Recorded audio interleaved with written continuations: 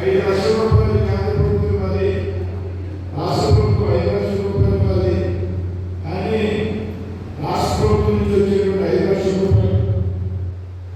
5 లక్షల రూపాయలు రావడం లేదు సరిగా అనే విషయాన్ని మన దృష్టికి వచ్చినప్పుడు దీని ఏ విధంగా మనం రాబట్టే విధంగా ఒక శాశ్వతమైనటువంటి ప్రశ్న. ఇది యాక్సిడెంట్స్ ఇన్సూరెన్స్ అంటే ఎవరో దేవుడో ఎవరో తెలిసి వచ్చేది కాదు. యాక్సిడెంట్స్ ఇన్సూరెన్స్ ఆటోమేటిక్గా ఖచ్చితంగా వచ్చి తీరాలనేటువంటి విషయాన్ని మనం ఆలోచించాలి. ఆ విధంగా అది ఎందుకు రావడం ఎలక్షన్స్ ఉన్నాయి. మరి ఎలక్షన్ తర్వాత కూడా ఒక మత్స్యకార సోదరుడికి నరసాపురం నియోజకవర్గంలో పవన్ కళ్యాణ్ గారు ఇక్కడ ఎమ్మెల్యే అభ్యర్థిగా అవకాశం కల్పించారు. దానికి మా అందరి తరఫున మత్స్యకార సోదరులందరి తరఫున నేను పవన్ కళ్యాణ్ గారికి అభినందన తెలియజేస్తున్నాను. అదేవిధంగా ఈ కూటమి ద్వారా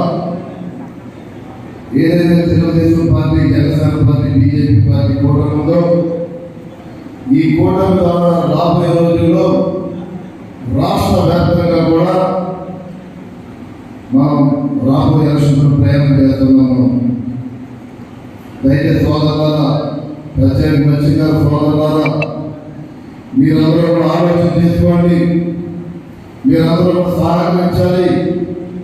ఏదైతే ఈ కూటమి ఉందో ఈ కూటమికి పూర్తిగా కూడా మీరు రాష్ట్రం అన్ని చోట్ల నుంచి వచ్చారు మత్స్యకార సోదరులు. మీరు ఏ గ్రామం నుంచి వచ్చినా, ఏ జిల్లా నుంచి వచ్చినా, మీ నియోజకవర్గంలో అక్కడ ఉమ్మడి అభ్యర్థి ఎవరికి ఇచ్చినా సరే, ఎంపీగా అయినా సరే, ఎమ్మెల్యేగా అయినా సరే, ప్రతి ఒక్కరిని కూడా గెలిపించుకున్నట్టుగా సహకరించాలని చెప్పి ఈ సందర్భంగా తెలియజేస్తున్నాను.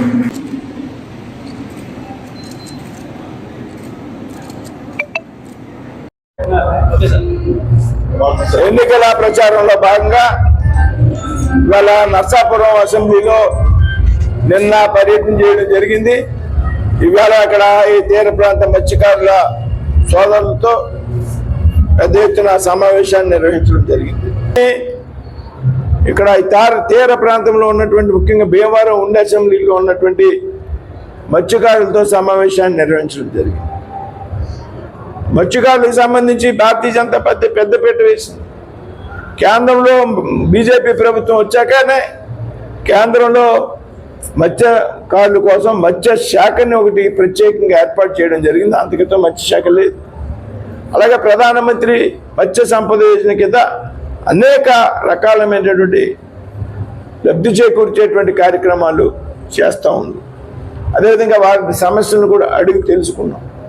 అదేవిధంగా ప్రధానమంత్రి విశ్వకర్మ యోజనలో ఈ మధ్యన 18 కుల వృత్తులు అవుతున్నాయి. ఆ కుల వృత్తుల్లో వారికి ఇచ్చేటువంటి పథకం కింద అందులో 2 వృత్తుల వారిని భారతీయ కేంద్ర ప్రభుత్వం చేర్చడం జరిగింది.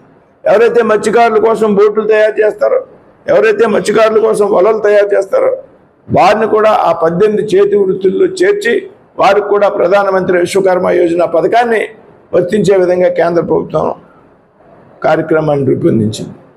అదేవిధంగా వారికి ఇంకా కొన్ని ఇబ్బందులు చెప్పడం జరిగింది. ఏదైతే నిషేధిత సమయంలో వారికి ఇచ్చేటువంటి వృత్తిని కొంచెం పెంచాలని, అది కూడా అందరికీ రావడం లేదు, దాన్ని ఒక సిస్టమేటిక్గా తయారు చేయాలని, అలాగే స్టేట్ లెవెల్లో ఫిషర్మెన్ వెల్ఫేర్ బోర్డును ఒకటి ఏర్పాటు చేయాలని, అదే ఫిషర్మెన్ హౌసింగ్ కాలనీని ఏర్పాటు చేయాలనేటువంటి విషయాలు వారు ఆ దృష్టిలో పెట్టడం జరిగింది. ఖచ్చితంగా భారతీయ జనతా పార్టీ మత్స్యకారులకు పెద్దపీట వేస్తుంది కాబట్టి, వారి గురించి నిరంతరం ఆలోచిస్తుంది కాబట్టి, నేను తప్పనిసరిగా పార్లమెంట్ సభ్యుడిని అయ్యాక వాటి గురించి తప్పనిసరిగా నెరవేర్చేటువంటి ప్రయత్నం చేస్తానని వారికి హామీ ఇవ్వడం జరిగింది.